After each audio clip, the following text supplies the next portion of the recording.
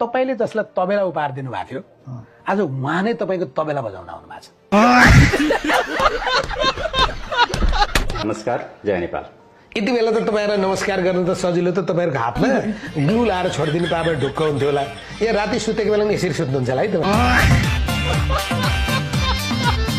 तपाईको मिडियामा रेकर्डमा बोल्दैछु 12 मात्रै होइन कि मध्य प्रदेशमा 1 नम्बर पार्टी नेकपा एमाले पछाडिबाट कि पछाडिबाट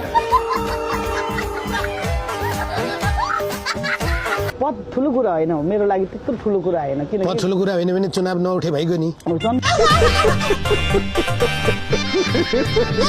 मेरो बुवा यो संसारमा भइन्जेल नै ओहो गरे भने त बुवाले त कान्छो छोराको मानसिक अवस्था ठिक भएन भन्नुभयो। शिक्षा निशुल्क पाइन्छ? पाइन्छ।